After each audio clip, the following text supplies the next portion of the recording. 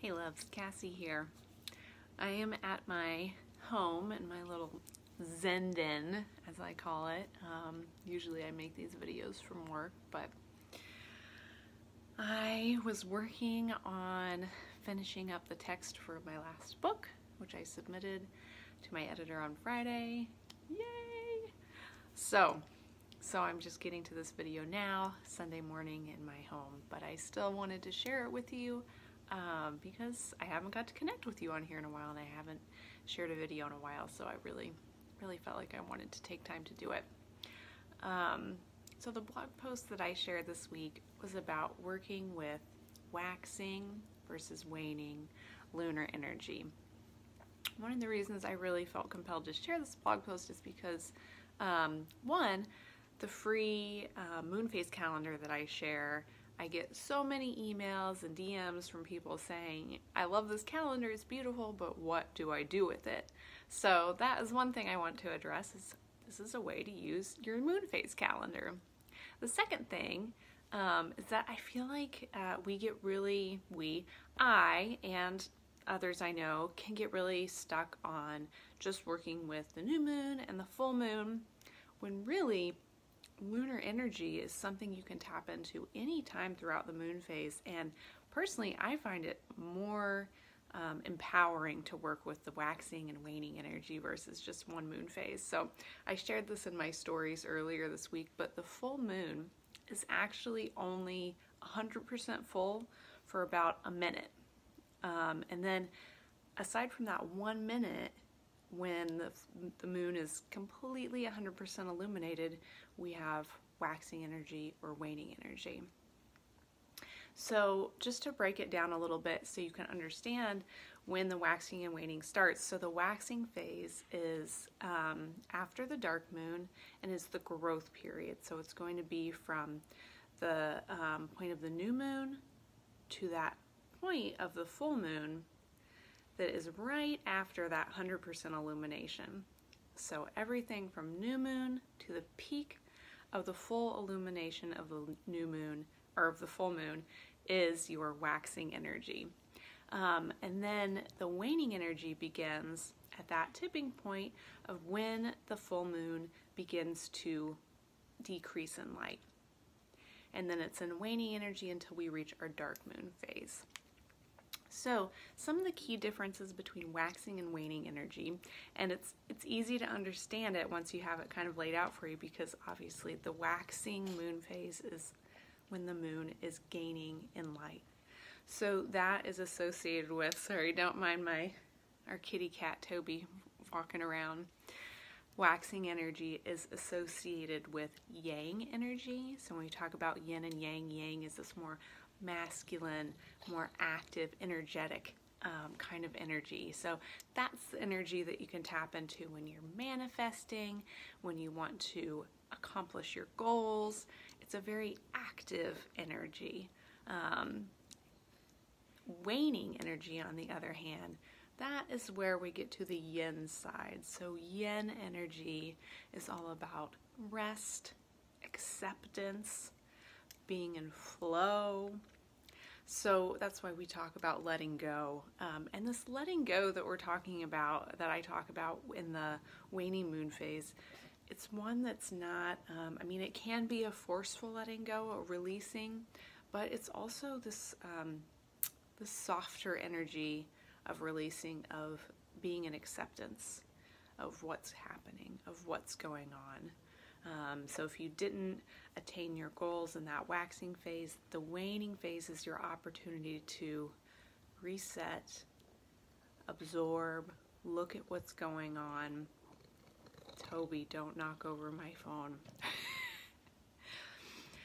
So the importance of honoring this waxing and waning phase, because I think when we focus on new moon and full moon, there's so much action tied up in them.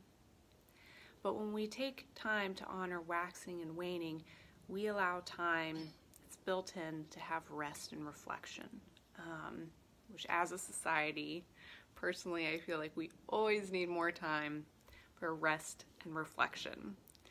So that's one of the reasons that I really like to hone in on this waxing and waning energy. And the nice thing about it is you can tap into it anytime, except for the dark moon. The dark moon is really the only time that it's complete just nothingness. Just do nothing, sit, do nothing, and really regenerate. But aside from that, the moon is really just, it's either in waxing or waning energy, except for the dark moon and that 1 minute of complete fullness. So on the blog, I share 5 different ways to start working in waxing and waning energy into your regular practice. So that's the nice thing about it. Anytime you feel like you really want to tap into the lunar energy, you can access this waxing and waning energy of the moon, and that's one of the ways you can use your moon phase calendar. So it's really easy to see in the full moon phase calendar for the year when the moon is in its growth phase, when the moon is in its shedding phase of releasing that light and letting go of light. So one of the ways that I share to use lunar energy, this waxing and waning energy, that I personally use a lot is if, for example, if you have something that you're working on, say you have a goal you're trying to attain, and we all reach that point where it's like, this just isn't working. Something is amiss. So something I'll do if I'm kind of in that place where I'm like, I'm really struggling with this specific project and accomplishing it and finishing it, I might ask myself or just notice, what phase are we in? Are we in a waxing phase or a waning phase of the moon? And with that information, I might decide to push forward on the project I'm working on, or say, you know what, I think it's time for me to let go of this. So if the moon phase were in a waxing phase, that might be a situation where I say, okay, I'm going to take time to reevaluate and see what it is that I need to keep moving forward in this project. And now if the phase were in a waning phase, I might say, you know what, I think it's time for me to step back and take a break from this project, and just kind of let it go until the moon is in that growth phase again. And when I honor the energy of the moon in this way, it kind of opens up a door for me to decide, can I be in alignment with lunar energy and continue to grow with this project, or is it time for me to put it down? Instead of constantly being in this active yang energy that I think as a society we often get caught in. So I share 4 other ways to kind of gently and easily use waxing and waning lunar energy and kind of sprinkle it throughout your day.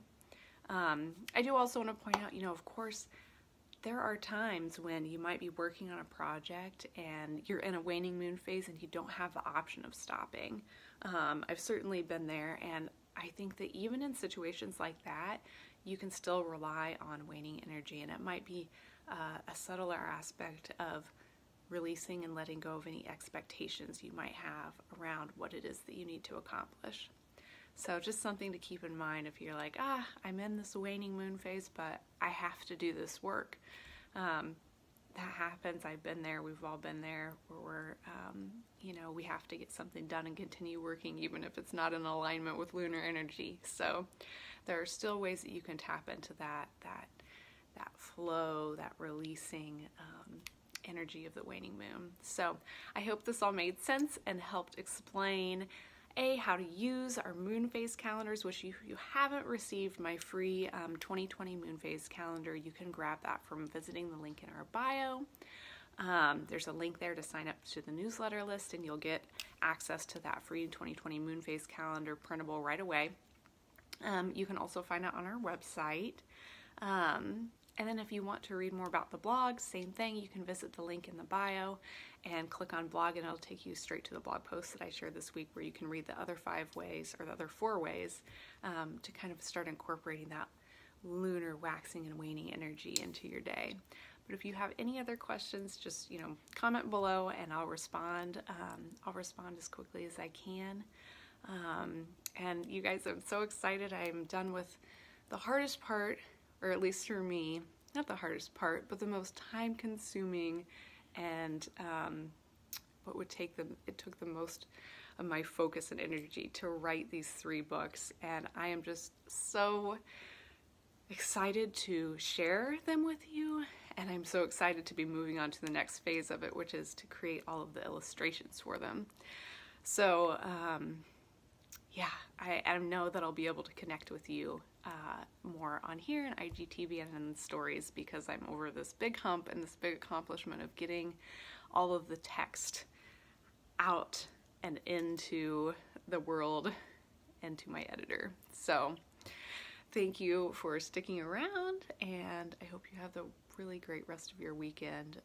Be gentle and be kind with yourself today. If you're watching this today on Sunday, there was a lot happening above in the heavens, planetary stuff. So be gentle and be kind to yourself. Much love, my dears. Talk soon.